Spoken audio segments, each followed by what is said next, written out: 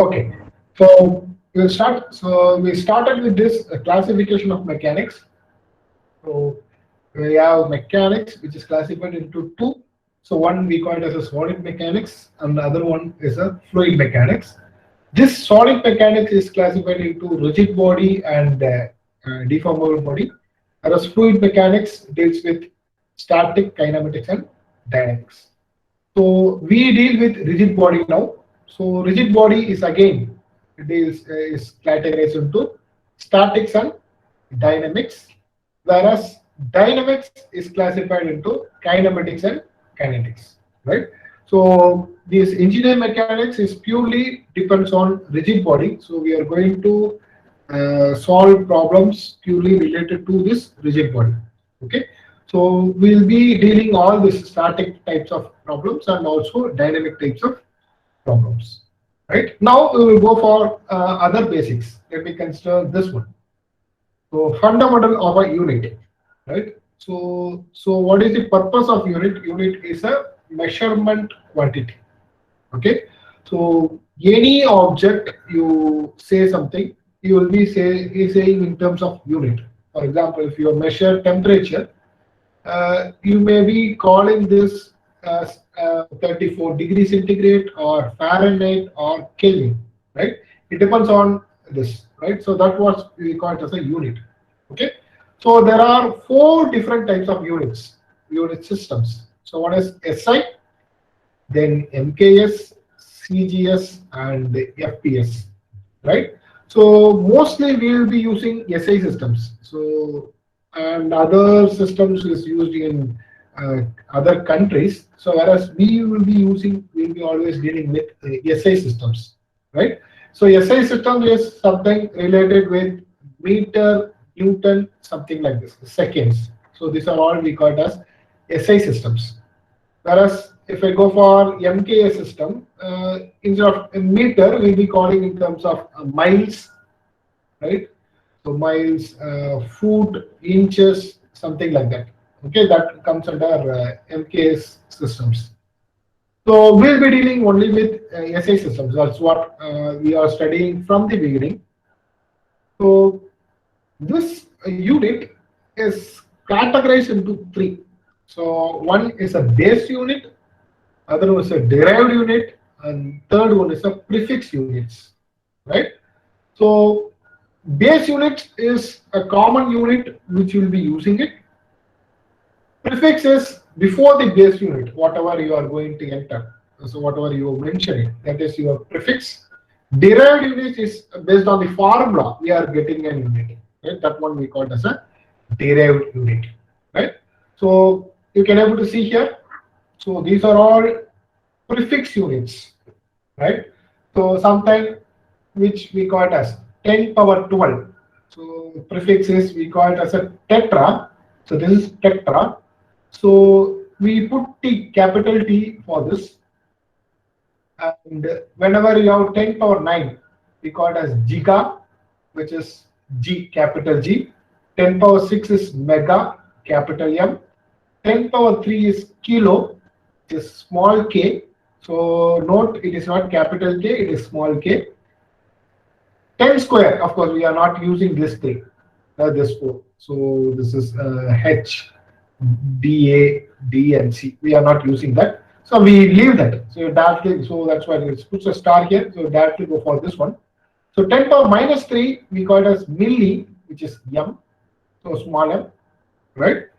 And 10 power minus 6 is micro, which we call it as mu. 10 power minus 9 is nano, we call it as small n. And 10 power minus 12 is pico, we call it as small p, right? So these are all such of units, right? So prefix units. So these are all we call it as a prefix units. This is prefix units, right? So base unit is common units. So let me consider. These are all base units, right? Whenever I say mass, so we use kg. So kg is a base unit. Whenever I call something as length, right, which is in meter, so we call it as m, smaller, right? Whenever I use time, we call it as seconds, which is smallest. Whenever I call force, it is in Newton, which is capital N, right? So these are all base units, right? So how it works? So let me consider. So this is the unit. Let me consider here. This is kilo Newton meter, right? So look here. This, what is this? K. K is prefix units. Are you getting it? K is a prefix units. So what are the other units? So Newton and meters are base units, right? Newton and meter are base units, right?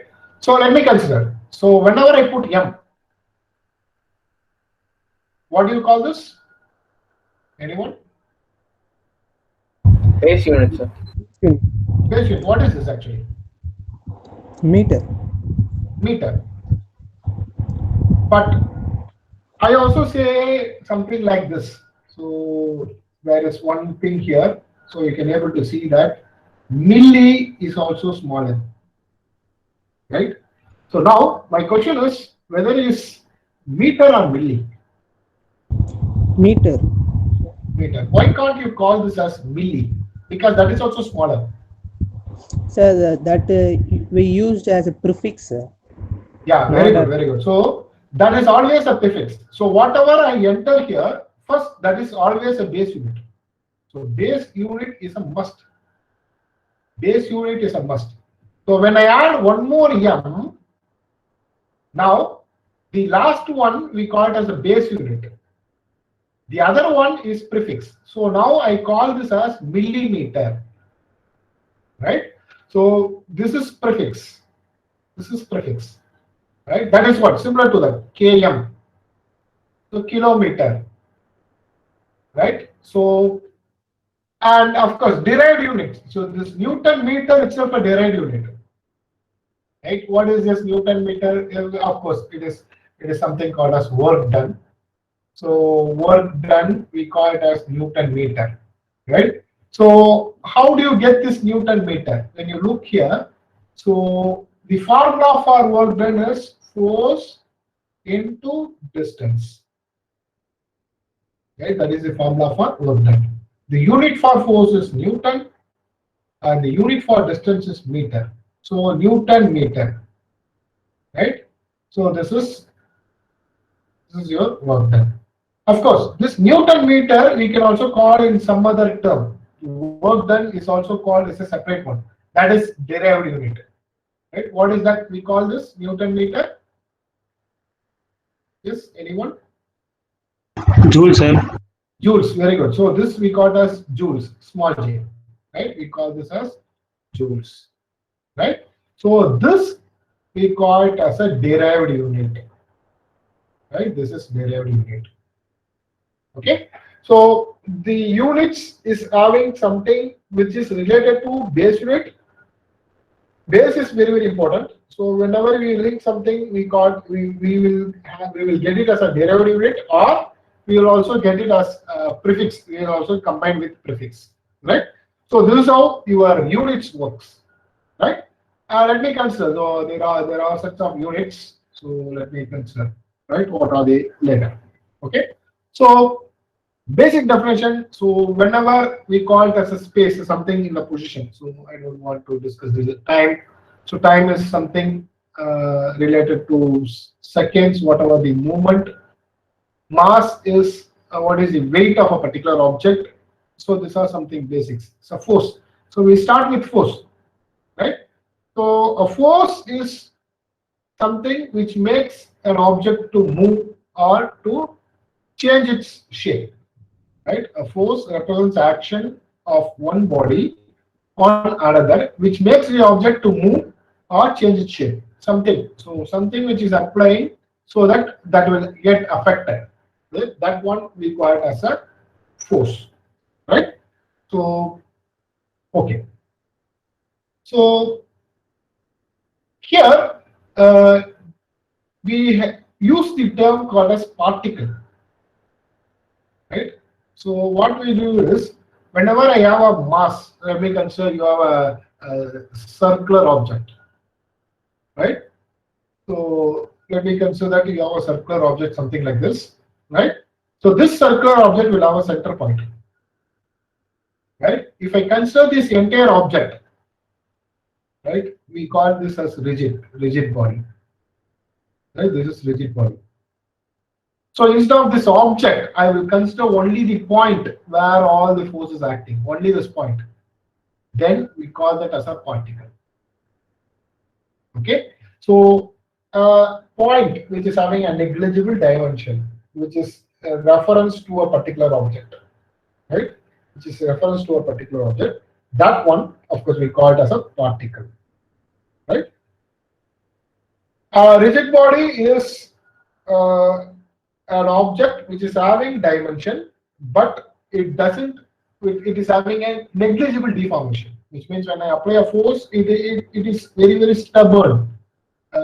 Consider you have a steel ball, right? So when you apply a force, it won't change its shape. Whereas if I consider a rubber ball, it can, if you apply a force, it will change its shape, right? So the steel ball we call it as a rigid body, right? And this rubber ball, whatever, we call it as a elastic body, right? So an example here. So let me consider you have a ball, something like this. When you apply a force, there is no change. Whereas when you apply a force, the circle is changing to ellipse, right? That one is an elastic body. Okay, so that's the difference between a rigid body and an elastic body, right? Now we also have something called as scalar and vector. So anything which is associated only with magnitude, we call it as a scalar quantity, right? Or we call it as a scalar. It doesn't have any direction. For example, mass, weight. Weight is a vector quantity, right? So mass, density, volume, time, energy, temperature, right? These are all comes under scalar quantities, right? It has only magnitude. There is no worry about any direction, right? Even speed also comes under scalar quantity. So when I say speed, I don't mention what is the direction I'm moving, right? I'm saying what is the speed and what is the value. That's it, right? Whereas vector quantity deals with magnitude and direction. Example: force, displacement, velocity, acceleration, right? Instead of speed, we call something else. What we call it? We call that as velocity, right? So velocity is different from speed. So this is also meter per second. This is also meter per second. But speed doesn't have any direction. But velocity is having a direction, right? So how much direction it is moving, right? At which direction it is moving. So that is important. Okay. So our force comes under this vector quantity. So whenever you have a problem to identify a force, which means you have to mention what is the magnitude value of the force and also the direction. That is also important. You have to mention what is the direction of the force also, right? So this is how you indicate it. So force. So the distance vector and the direction is your angle theta, right? Okay. So this is what I discussed. Our unit force is a vector quantity, and its unit is always in Newton, right? So whenever you apply something, you have a set of force, right? So something which will resist something, or if you apply a force, if you apply something, the object is moving. That is also we call as a force. Right. So these are some principles of mechanics. We'll be dealing now. So I will go somewhat faster because these things you would have already studied in terms of first law, second law, third law. We will start with this two, right? Parallelogram law and principle of transmission, right? So we'll go one by one. Newton's first law. So first law says that so when your object is at rest, right? So object that will be at rest itself, right? Unless you apply a force, right? So ஒரு object வந்து ஒரு ரெஸ்ட்ல இருந்ததுன்னா அது ரெஸ்ட்லயே தான் இருக்கும். So நீ force apply பண்ற வரைக்கும் அது ரெஸ்ட்லயே தான் இருக்கும்.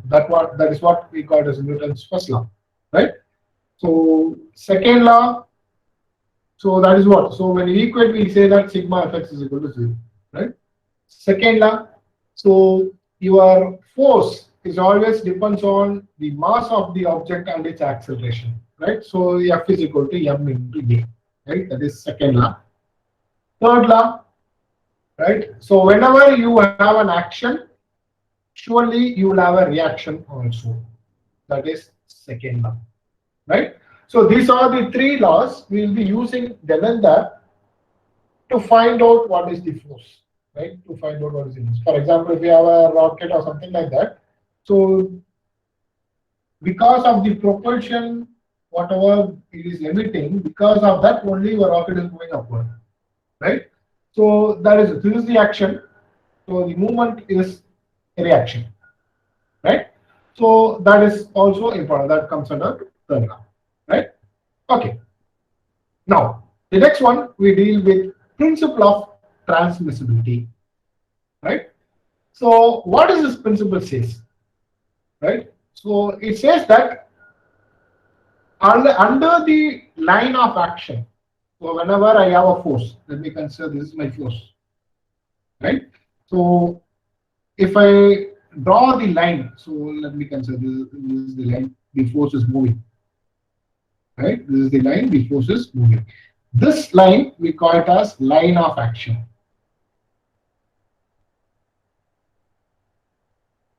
right? So principle of transmissibility says that, so along the line of action, you can shift your force at any point. For example, you can able to see here, first figure. So this is my force. It is acting like this. It is like pushing your object, right? It is like pushing your object.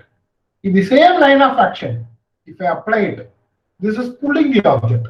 Both are same. The force, whatever you apply, is same. If you apply 15 Newton here, the same 15 Newton you can apply it here along the same line of action, right? The magnitude of the force and its direction never changes along the line of action of force, right? So something like this. So when you have a force like this, so this force can be shifted here also, right? So instead of here, I can also shift here, right? So along the same line of action. Similarly, you can able to see you have a ball here. So I can shift it and I can write it like this, right? Also, I can also do it like this. So I have a ball here. I can shift it like this. So one like this, one like this, and one like this, right? So this also same. So these are all equal, right? So you can shift your force under its line of action. So there is no change in your magnitude, right? So it's like if you pull a car or push a car, both are same, right? Provided the line of action has to be same, right? Yeah. Next, types of forces. So a force is categorized into two. One is coplanar, other one is non-coplanar, right? So whenever I say coplanar, it means that it is in a single plane, right? Or I can say that it is in two dimensions, right? The force, all the forces, whatever you take, that may be in 2D, which is it may be in x-axis and y-axis, or y-z, or x-z, whatever it is. But it will be in two dimensions, right? That one we call as a coplanar force. Non-coplanar, so of course it is 3D. So you have force in x direction, y direction, and z direction, right? That one we call as non-coplanar forces. Okay. So this coplanar is again classified into concurrent and non-concurrent. So concurrent is a force which meet at a point. All the forces will meet at a point, right? So all force meet at a point, right? That is concurrent, right? Non-concurrent is it won't meet. Any one force won't meet, right? That one we call as non-concurrent forces, right? So the same thing also categorized here also in 3D. So you have concurrent and non-concurrent. And of course, we have something called as collinear. So collinear is all the forces are having in the same line of action. For example, this is my line of action of force. You have 1, 2, and 3 forces. All these forces. So this forces, right? You have 3 forces here. So this force, so is acting the same line of action. That one we call it as a collinear force. So when you have such a force, what you can do, you can add all this. So one direction you can consider as positive, the other opposite direction you can consider as negative, and you can add and subtract it accordingly, so that you will get it as a single force, right? And parallel force is something when 2 forces are parallel to each other, right? It may be like this, or it may be on the opposite direction also, right? Next, non-parallel, of course, it is not parallel, right? As it indicates, right?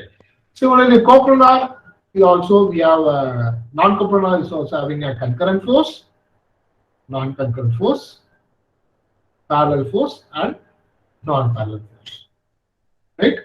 So these are the sets of forces. Mainly, we categorize into 4 types actually. So one is coplanar, concurrent.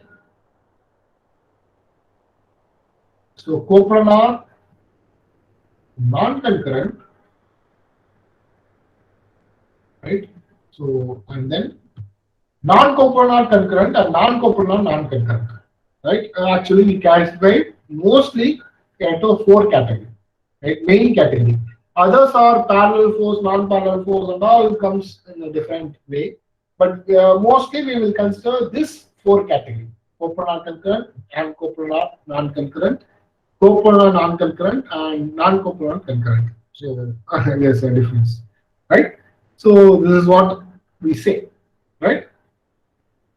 So these are all. So as I told you, so the same thing. Coplanar force are in 2D. So let me consider you have a paper and whatever the force is acting along the same direction. If I consider this as x-axis and this as y-axis, everything is related to that, right? Non-coplanar is something like this. So you have different axes. So you have z-axis also, right? You have z also. So x, y, and z.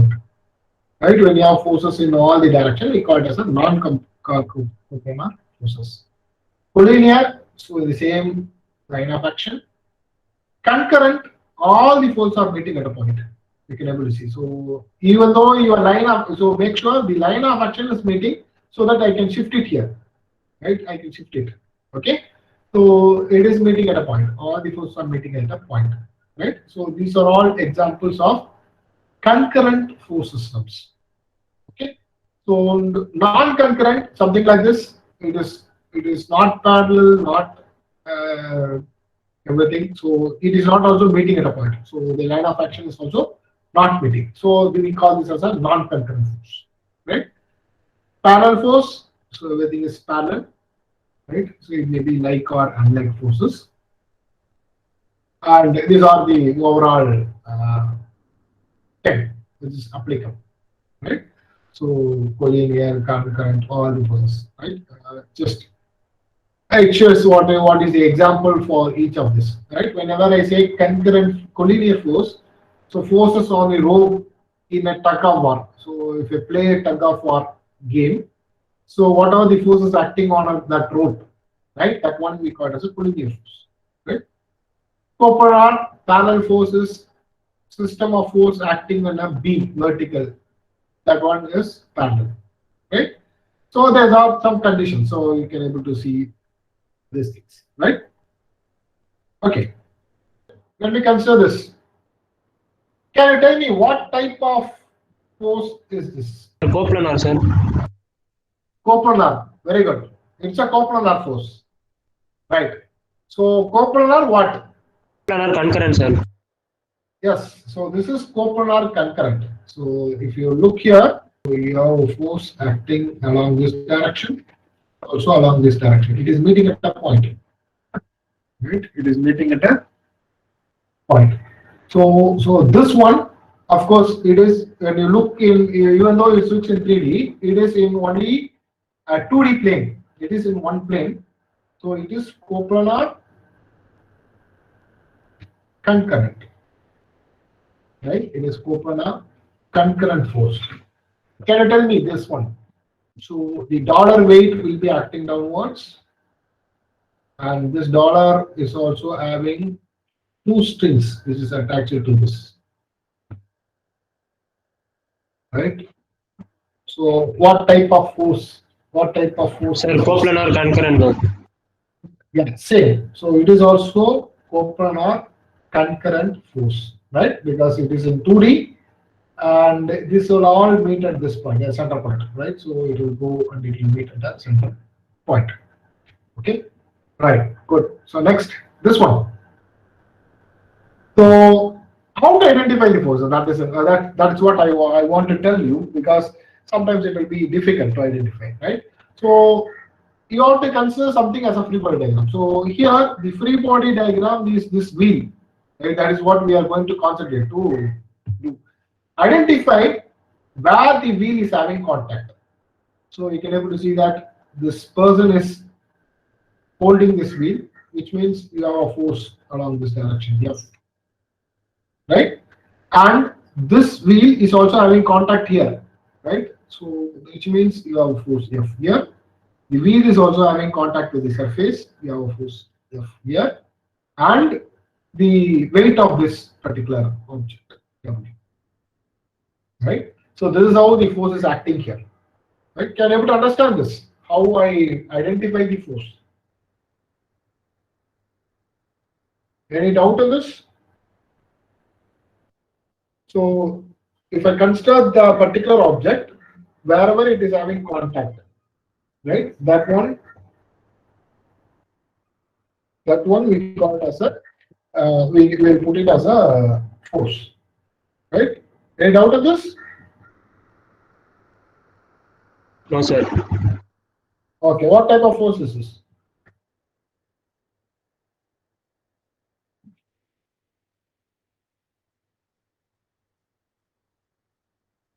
Yes. Sir, coplanar non-concurrent. Okay, I have drawn everything. This coplanar non-concurrent. Okay, very good. We can also call in some other term. Coplanar parallel force, sir. Yeah, it's a parallel force, right? So coplanar non-concurrent, of course, it is also a parallel force, right? So that is important. Okay. Next, this one you have a string Perpendicular here. force. All these strings are acting towards upward direction, and you have a weight. Sir, coplanar non-coplanar non-concurrent, sir. Yeah, very Parallel. good. Non-coplanar, Parallel also, sir. non-coplanar, non-concurrent, Non-concurrent, parallels. and parallel force. Very good. Right? Okay. What about this one? Coplanar parallel forces, non-concurrent. Yeah, this is also similar to this one. Coplanar, non-concurrent, and parallel force. Parallel forces. Right? Okay, good. So this one, you consider this object as a free body diagram. If I consider this object as a free body diagram, so the weight of the object is acting downward. So it is having contact on his head. So you have a force like this, right? So perpendicular to that. So it is also having contact on this his hand surface. So you have another force like this, right? So 1, 2, 3 forces.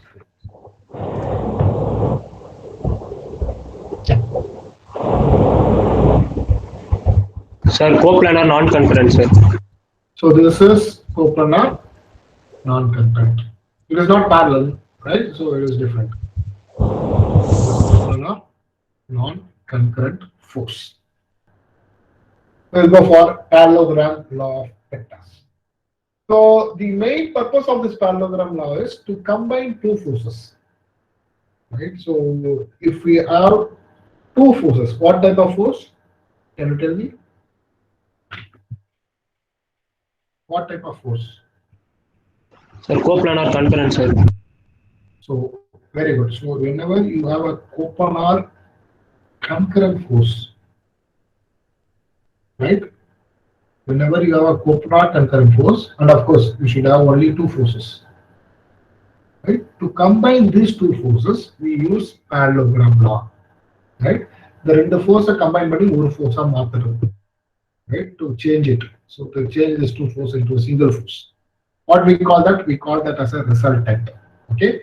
So let me consider you have a force P and force Q, right? Which is having an inclination of angle theta, right?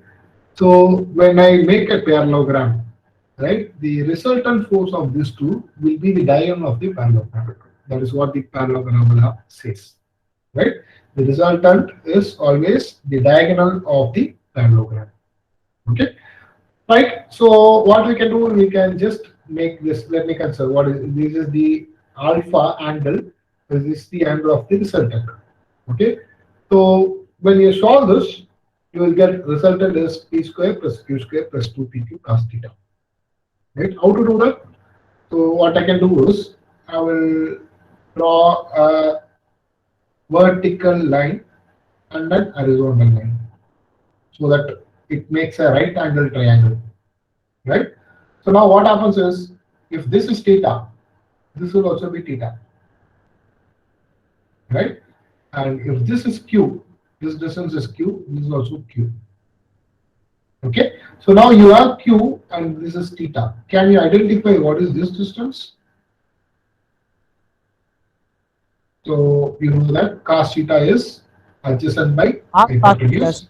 Sir, Q cos theta, sir. You will get q cos theta, right? So you got q cos theta. What about this one?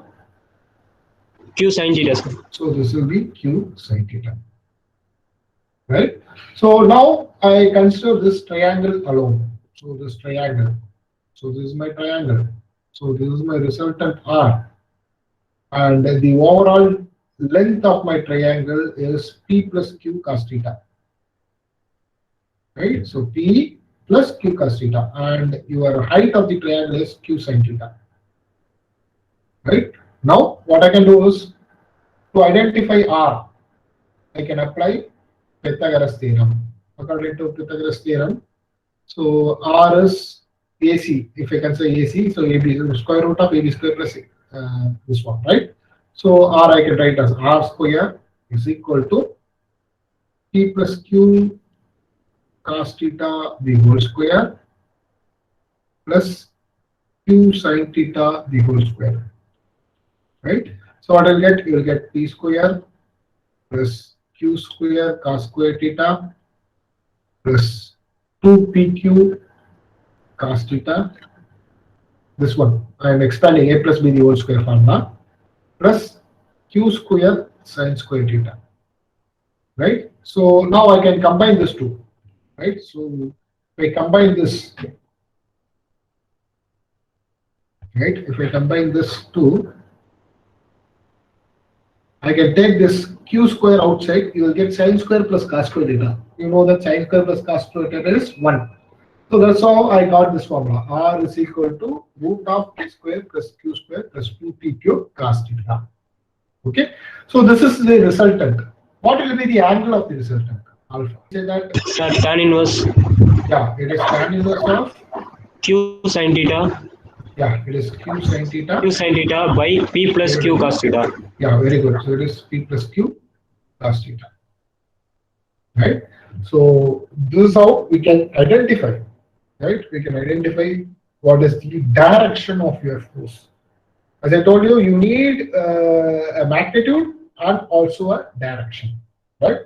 Okay, we will stop here. We will continue in next class. We will be solving some problems related to this.